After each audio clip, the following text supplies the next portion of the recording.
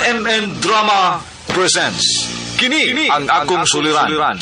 Sa bugtong tuyo nga kami makaalagad kaninyo, among gituyo pagmugna kining maong tulumanon nga pagatambagan nila ni Dr. ni Elaine Bathan nga mutabang sa pag-iway sa mga gumunhap ug kalibo nga inyong gihambin ilabi na sa punto legal. Kinisab si Dr. Rene Obra ang kaabag sa inyong suliran. Kini ang akong suliran. Kini ang akong suliran.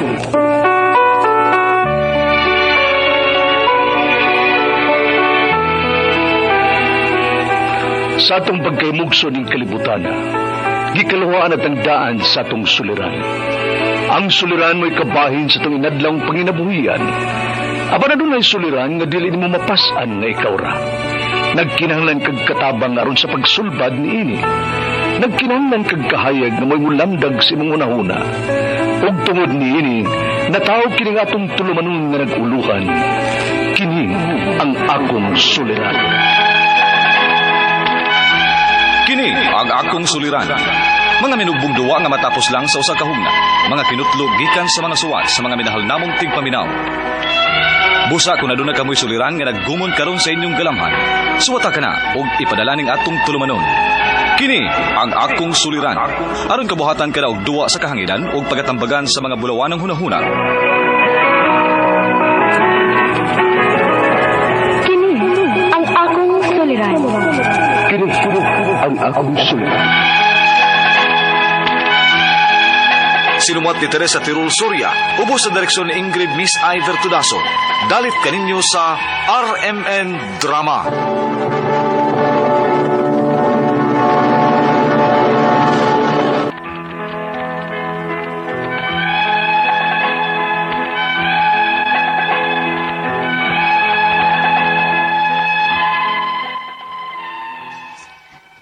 Mayong adlaw kaninyong tanan nga nagpaminaw karon ning tulumanon, kini ang akong suliran. Ilabi na kaninyo Dr. ni Obra ug Attorney Elaine Bathan. Ingon man sa mga artista nga maghatag og kinabuhi ning akong suwat sa biran. Tawgan lang ko niyo sa pangan nga Susan, 58 anyos, Minyo, taga Bohol. Punto medikal kining akong suliran.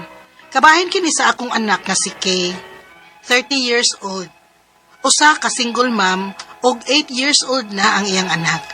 May gipamati manggod ni ang akong anak nga gipadoktor ko naman unta.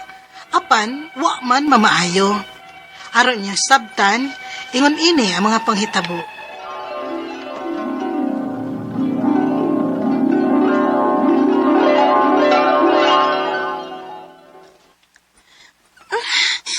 Ma, sakit na sa akong kilid o tiyan. Unsa? Maapil na pagsakit ang akong likod. Naunsagit ka ni Maoy. Ay, ikaw man sad good. Sige kaon ang mga pinirito. Kung dili piniritong manok, piniritong isda o baboy. Pirmi lang uga ng imong pagkaon. Dili man kamo kaon og utan. Luod man gud ang utan nun, Maoy. Hilom oy, luod ba oroy? Hain na noon tong mao'y makaayo sa inyong lawas, mao'y luod para ninyo. Bisa lang unta mo higo pa na lang og sabaw ba? Na, labaw na. Kay ka na imong utan man no, naagi perming kamunggay. Nga, lantuhan dyan ko ana, uy. Ay, kanimo. Mao na diha. Hain tong mao'y maayong kaunon para makapahimsog sa atong lawas. Dili ka. Mao'y dili ninyo ganahan kaunon. Og na, napakinaiyan nimo ay. Nga dili ka ayaw hinginom og tubig. Sige lang inom anang soft drinks. Tubig. Mao'y maayong imnon. Nasamot. Oh, mo inom magod kong tubig, ma. Pero di parehas anang imo nga diyot-diyot lang mag-inom og tubig. Lain kay ang bation ako sa kong tiyan, anak Maoy. Murag magbutod sa sige na kong inom og tubig. Kada, bahala ka, oy. Dili ka manggod mo patuos o tihan. Kaniadto sa bata pa ka nga, tambagan gid mo na mo og inom og tubig. Kay sige kag magmuo anong tagdugay ka makalibang. O, awa na ron, no? Nagmuo ka na sab sa sakit sa imong tiyan. Unsaon ni na ako, Maoy? Ay, ambot nimo. Kay maura man gihapon ka og maisultihan. Di ka man gihapon mo patuo. Ma?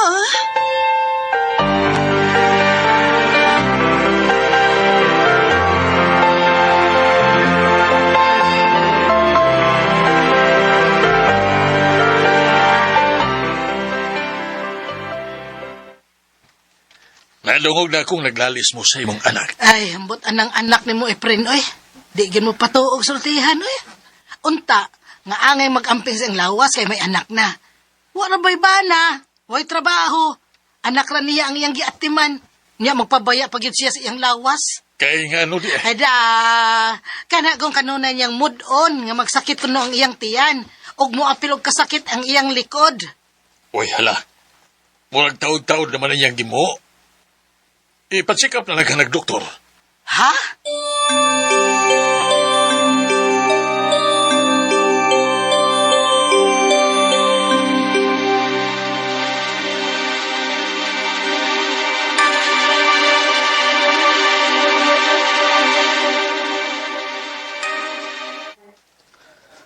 May akong nakita sa results sa mga laboratory na may PCOS ang pasyente.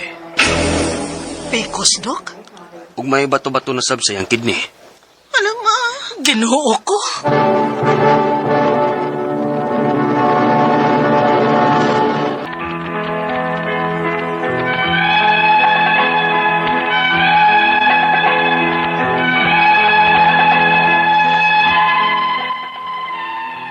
Kaniadto pa sa bata paning akong anak nga maglisod yun ni siya o paggawa sa iyang hugaw. Pero ingon sa iyang pidya, okay naman kuno. Muinom lang og daghang tubig aron dili gahi nga malibang. Ang problema niya kay dili pod hinginom og tubig bataa. Unya, Kumusta naman ang inyong pagpa-check up ni Kay sa doktor? niresulta na ang kagahi sa iyang Magtumar nagtambar sud sa kabuan. Ha? Kay usam din ang sakita. Pikos ko no, og sakit sa kidney. Unsa? May sakit sa kidney kini si Kay? Sa iya na ng kagahig lagi.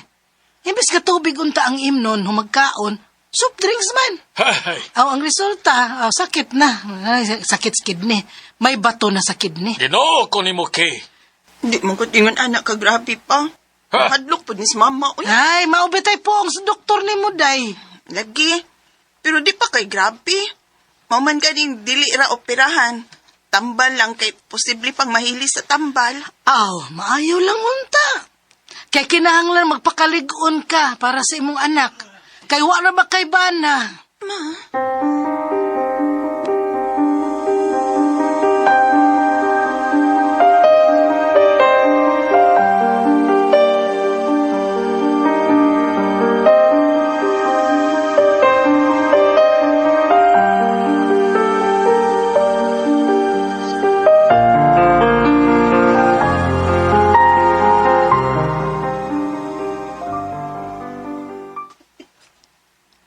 Murag hapit na mo buwan, sukad ta nagpa-doktor ni mo, dili ba?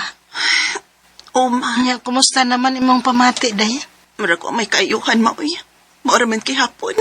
Unsa? Basig sayop lang tong doktor siyang pagtanaw sa akong sakit, ma. Maong wa mo igo ang tambal nga iyang giresita. Ha?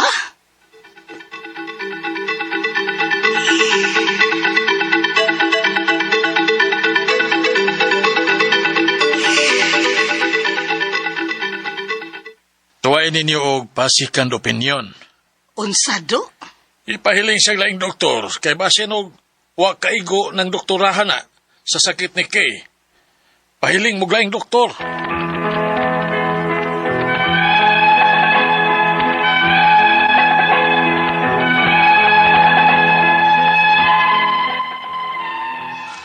Nabalaka ko aning bata kay angka na lagi, uway bana.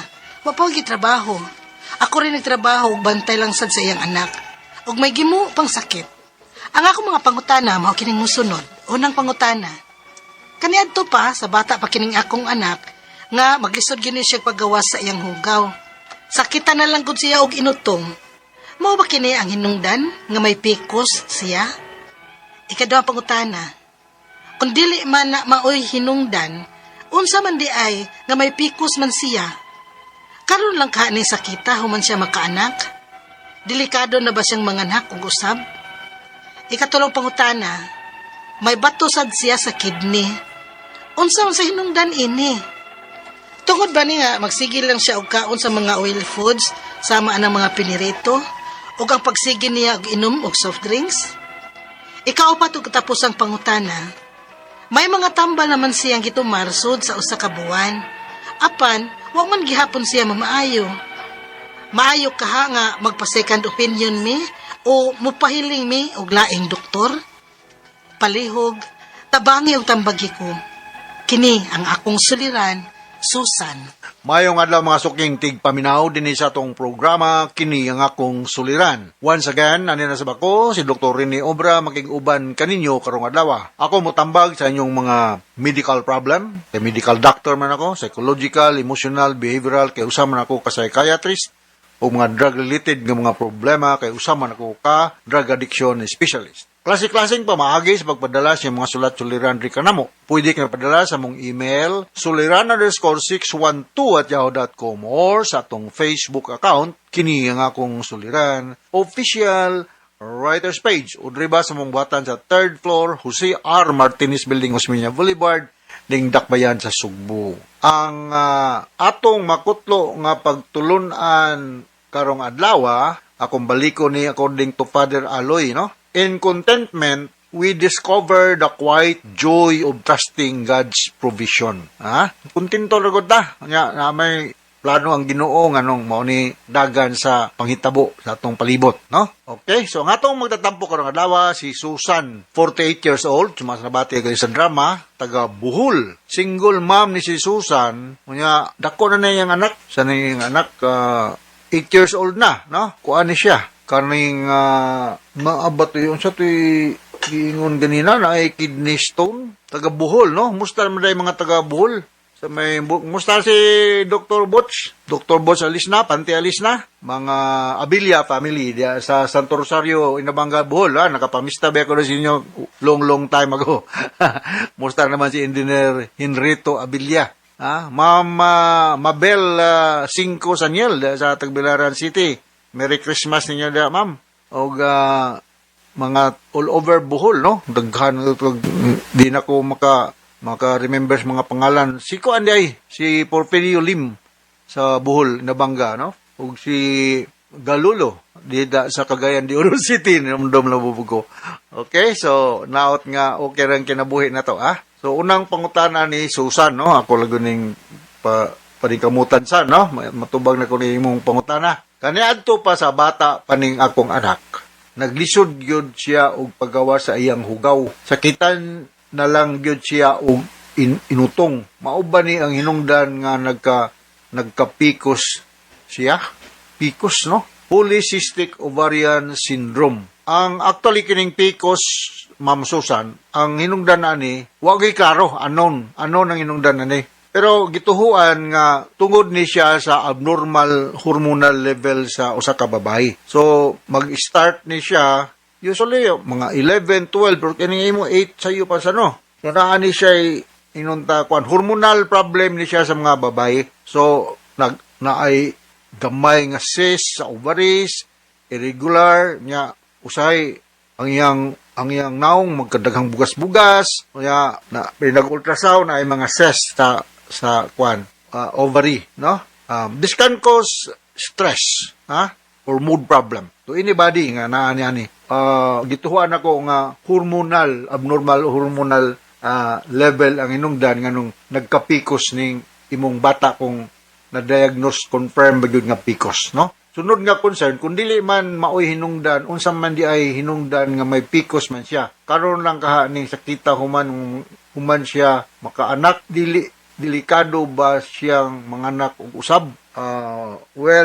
Ako nag-ingon, ang kining PCOS, hormonal na sila, unya naani siya sa mahitabo sa mga childbearing age ng mga babae, kasagaran, unya ang treatment ani magdepende sa inunta mga simptoma nga gi-manifest, no? Maka-cause ni siya o maka-cause ni siya tagas nga blood pressure, heart problem, kanya dali siya magka-develop og type 2 diabetes kung naay mga ingaaning problema. So, dili magdini siya mawa. Usually, lifelong man siya. So, kung magkabuntis siya balik, high risk yun tinood. High risk. Akong iputay, delikado. Depende na sa inunta kuan sa imong ubigay ni, kung unsa po yung ikatambag, kay sa akong naibalaan, maka-complicate ko na sa pregnancy kung naay mga cyst diya sa ovary, daghan, no? Na ma-confirm through ultrasound diagnosis, no? Konsulta lang siguro gyud kag ubigay nito sa Susan sa Bohol. Daghang mo mga ubigay ni practicing da sa Bohol. I do not know kung nabaka sa Tagbilaran City. So, ang babae nga magbuntis nga naa siya'y PCOS, medyo complicated, no? But the signs and symptoms siya ani, ma-manage naman. So, digit siya pareha sa kanang mga uban nga mga buntis na way ingon ani nga na diha nagtubo usod sa iyang uterus, no? So, maka-expect ka nga mag-irregular yung menstruation o niya naapod siya mood swing, ha? Mag-mood swing ni siya. So, muna ako ikakomentaryo sa ikaduhan yung pangutana. Ikatulong pangutana, may batusab siya sa kidney. Unsa man sa hinungdan ni ani, tungod ba nga sige kaon siyang oily food so pinirito nga sige og inom og soft drinks, well kaning kidney stone ma-form ra gani siya. Daghan mga kuan, daghan mga ingnon ta mahimong hinungdan, no? Daghang mahimong hinungdan kuan ra gyud kining careful lagi ka sa imong diet, no? Kung ikaw hingaon og mga oily, kung ikaw walay proper nga medical check-up, mao na nga kinahanglan gyud nga naagyo tayo regular check-up, no? Ang kidney stones ma-form na gyud ni siya, although dili siya immediate, but mo develop na gyud ni siya over the years, no? Complicated gyud tinuod ang problema sa imong anak, no? Minimize lang siya mga high carbohydrate diet o mga fatty foods, no? Okay? Sunod nga pangutana, may mga tambal ba siyang gitumar sulod sa usa ka buwan? Apan wala man gyapon siya maayo. Maayo kaha ang magpasikan opinion mi, mo pahiling mi og laing doktor. Yeah, so nagliko mo sa magpahiling mo og laing doktor. Anyway, amo na ginaingon nga two heads is better than one. Kining